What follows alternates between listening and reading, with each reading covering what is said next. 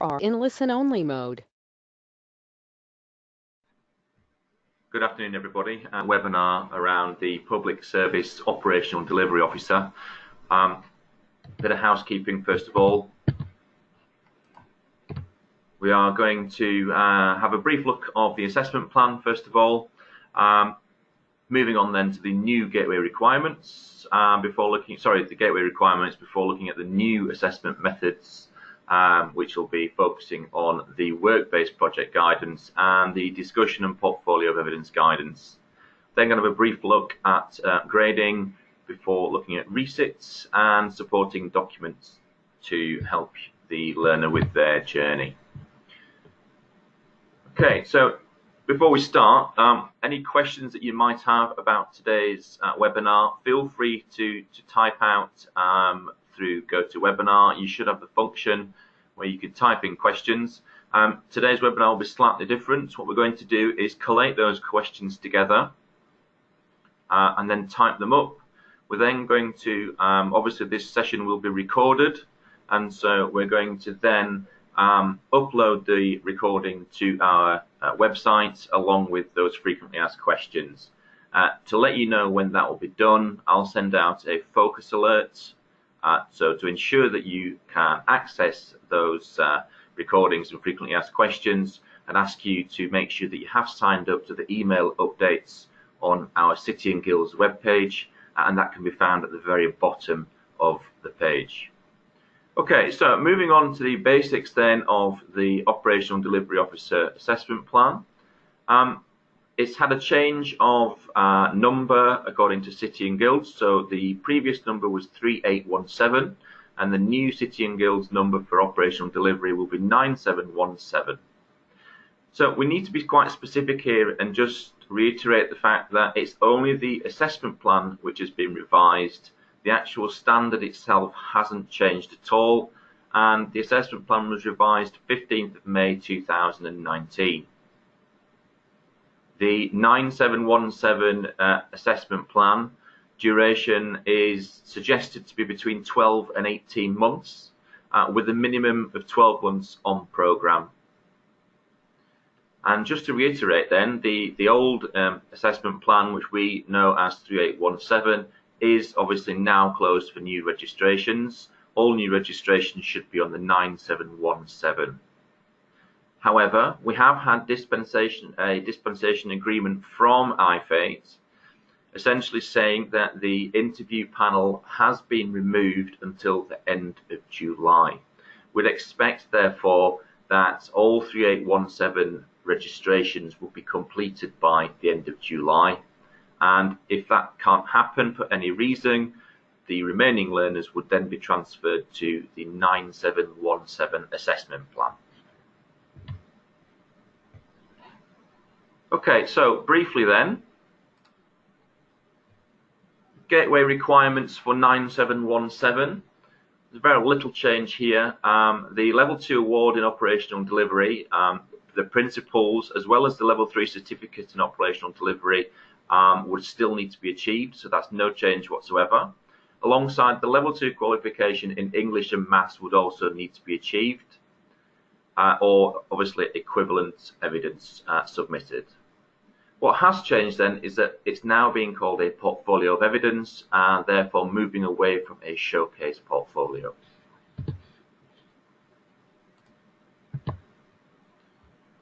The EPA completion period is lasting a maximum of 6 months, obviously beginning then when the apprentice is passed through Gateway. So we're going to look now at the EPA assessment methods for 9717. Before we do that, I just want to confirm that old assessment methods, they were a showcase portfolio of evidence, a work-based project, of course a presentation, and the interview panel. The new assessment methods which are associated to 9717 will be a work-based project and presentation and Q&A, while followed with also a professional discussion underpinned by a portfolio of evidence. The new assessment methods then, so assessment method 1 and 2 are now completely separate. and can be assessed in any order during EPA, but just to reiterate that both forms of assessment need to be achieved. So what we're going to do now is look at the assessment method 1 to start with, so the work-based project plus presentation and question and answers in more detail. The key change here is to understand that the project is compiled after the apprentice has gone through the gateway process. This has obviously changed and therefore forms a new part of endpoint assessment, and that the assessment is going to happen after gateway. The project subject, the title and the scope will need to be agreed between the employer and the EPAO within 2 weeks of the apprentice entering that EPA period, and the project must be completed and submitted to City and Guilds within 18 weeks of the EPA start date. The project report then should be 2,500 words in length, and the presentation associated to the project must represent the skills, knowledges and behaviours in the standard assigned to the particular project. So we need to ensure that planning has taken place to make sure that the project chosen actually does map across to the KSPs associated. The assessment plan states it's envisaged that the project would typically be completed over an 8-week period, and then the report would take up to 4 weeks. Now, every provider would be different, but that's what the assessment plan envisages. With that in mind, a key statement to consider from the assessment plan has been shown there. A work-based project report will be reviewed for the evidence that the KSBs assigned to that project are inherent in the apprentice's practice. So therefore, it needs to cover use of different analytical development techniques in the workplace, which would identify and produce key findings and judgments in the assessments, how they identified the gaps and opportunities which could be further analysed, and how they've engaged with clients at their own organisation and any other stakeholder, and that should explain really their own critical thinking in both their analysis and generation of the overall findings and recommendations. The actual presentation itself will be based on the work-based project. The presentation will provide an overview. So that might be, for example, based on a need to solve a work-based problem. It might be to review an aspect of working practice, or perhaps to introduce a new way of working. Presentation is assessed by the independent endpoint assessor. So the key here is that there's no more requirement for an interview panel.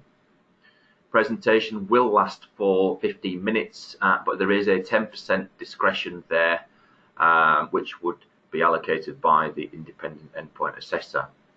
Following the presentation then, there'll also be a mandatory 15-minute Q&A session, once again at the discretion of the IEPA, a 10% tolerance level. So with regard to the actual project itself, it'll be a contextualized work-based project with a report of 2,500 words. Once again, 10% tolerance there can be included. The project itself can include graphs, pictorial representations of findings. Please be aware though that it excludes annexes within that 2,500 words. The work-based project then must cover all the relevant criteria as listed in the endpoint assessment plan. So with that in mind, it's the planning of the project which is key, carrying out an analysis of that project and mapping the potential evidence that the learner would generate and making sure that it does actually achieve the KSBs in the assessment plan. Put some guidance together now here for the project report and the structure around that report, which should give the learner some structure around how to create it.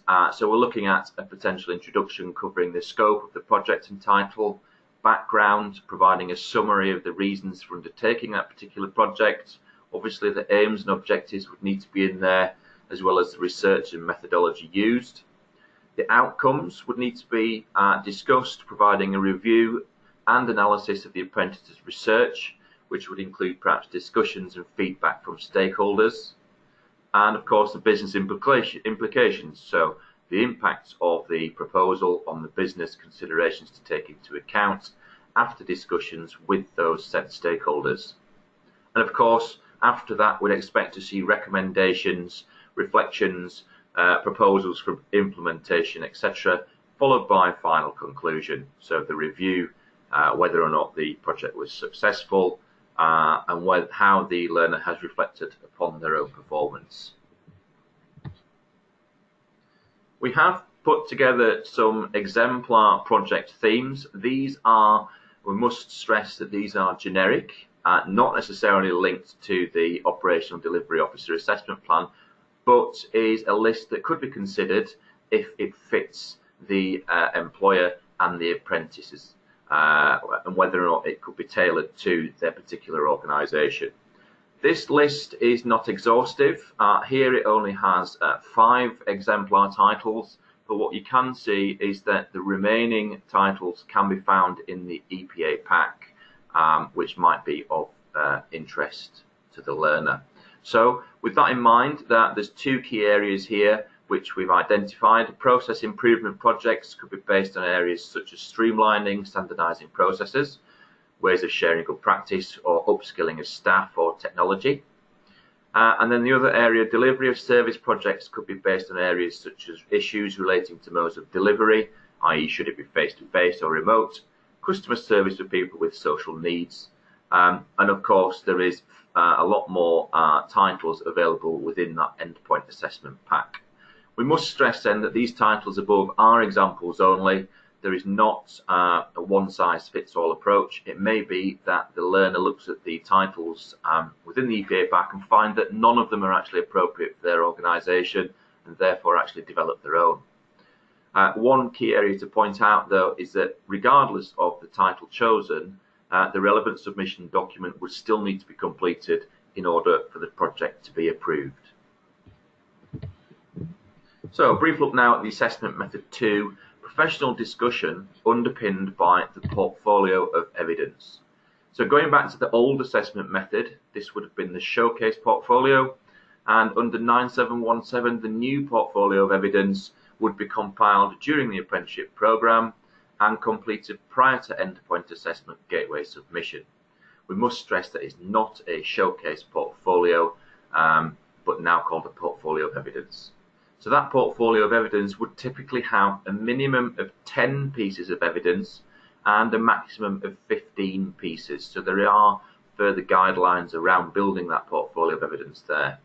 The portfolio of evidence is not assessed independently, so it won't get necessarily a grade.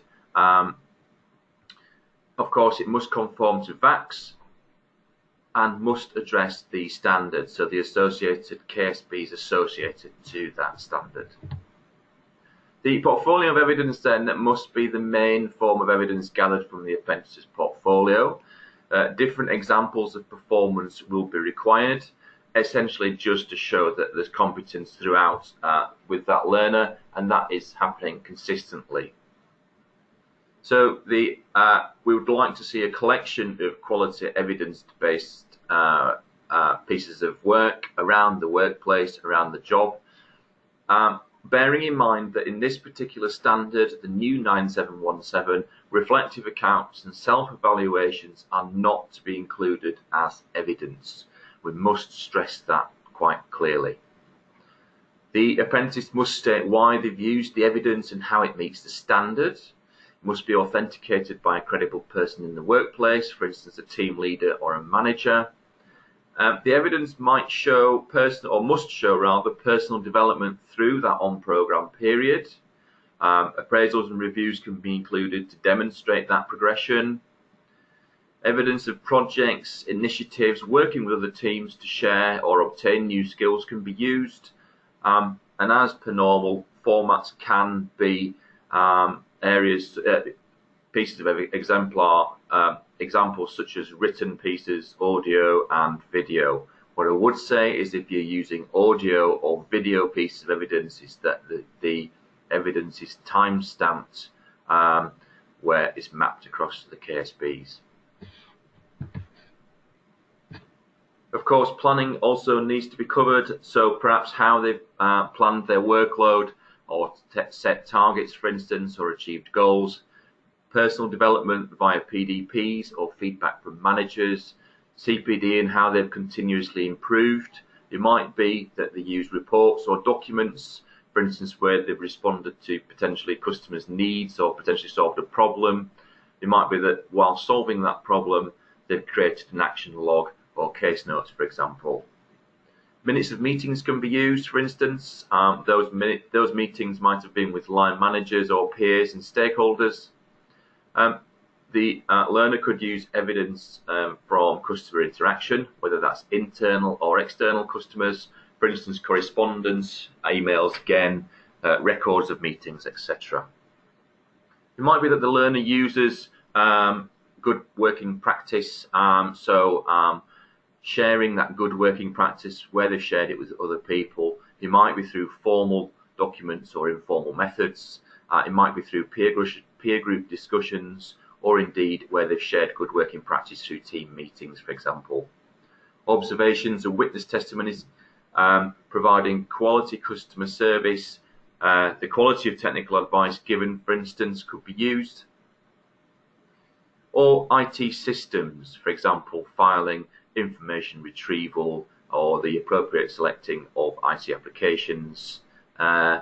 Correctly applying security measures, for instance, or reporting of faulty equipment. These are just examples of the different evidence types that can be used.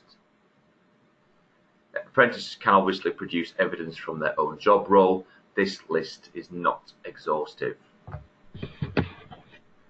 So, question and answer guidance. Where previously in 3817 we had an interview panel, that's now disappeared, and the new assessment method is through a professional discussion. So a professional discussion is, of course, a structured discussion which would take place between the apprentice and the independent endpoint assessor. That structured discussion then would last for a minimum of 60 minutes, and once again with that 10% tolerance above 60 minutes, so potentially 66 minutes in total. The independent endpoint assessor would use a question bank, but just to bear in mind that supplementary questions based on that portfolio of evidence may be asked to confirm competence. Learners may obviously be able to apply for further time under the reasonable adjustments policy if this is evidence prior to EPA. What we suggest there is that it is brought to the attention of our EPA team. With reference now to grading, this particular 9717 assessment plan is grading is at distinction, pass or fail, so there is no merit at all available here. So just to reiterate, apprentices must pass both assessment methods. Each assessment method is worth 50% of the overall grade.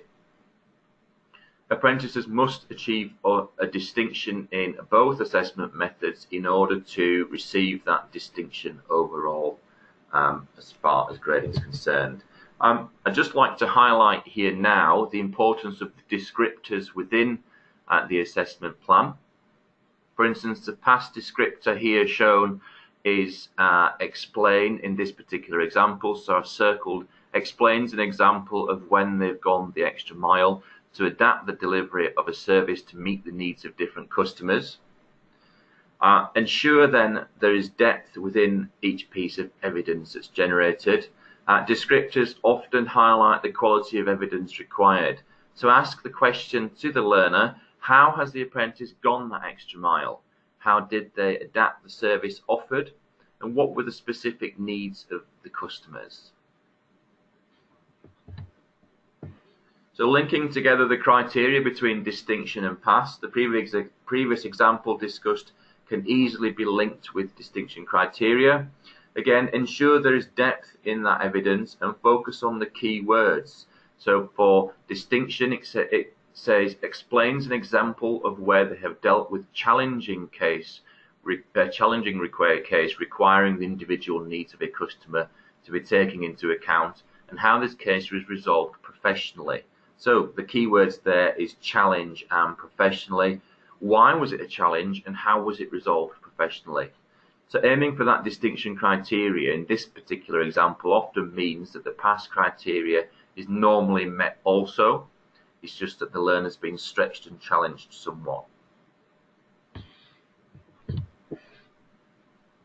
Resits, as far as endpoint assessment is concerned, 9717 does allow individual assessments to be resat.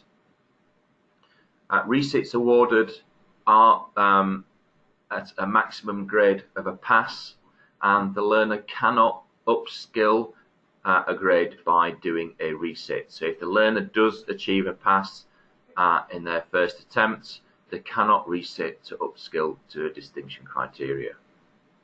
Apprentices then, just to reiterate, must achieve distinctions in both assessment methods to receive that distinction overall.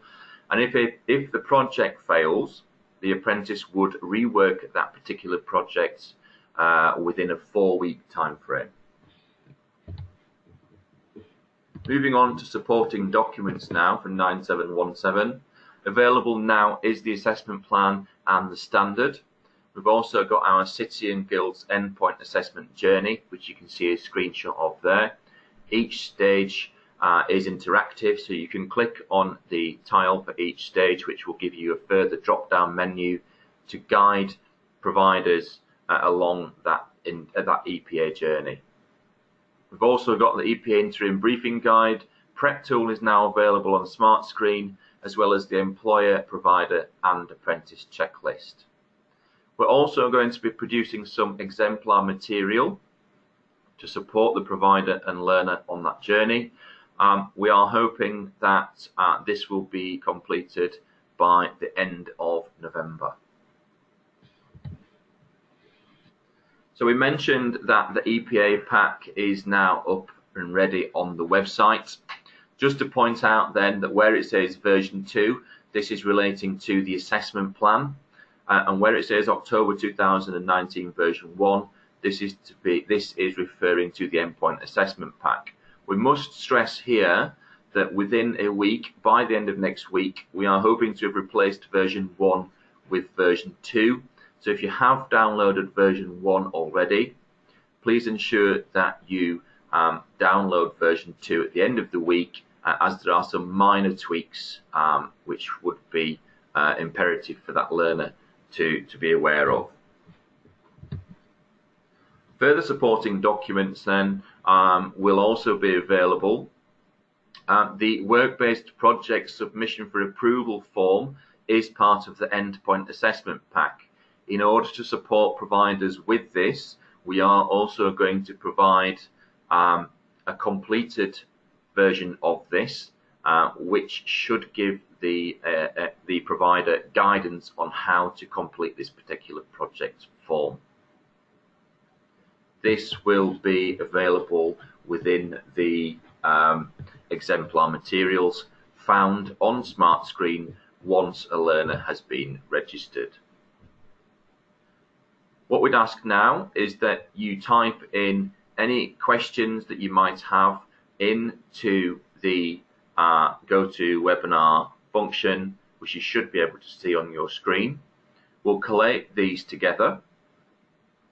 We will then point you in the right direction to where this webinar has been recorded and indeed uploaded onto the website, along with the frequently asked questions and answers. Should you have any further questions after today, you can also email me at dominic.green@cityandguilds.com. I'd just like to thank you very much for listening to this webinar. We hope it's been of some use and look forward to working with you in the future.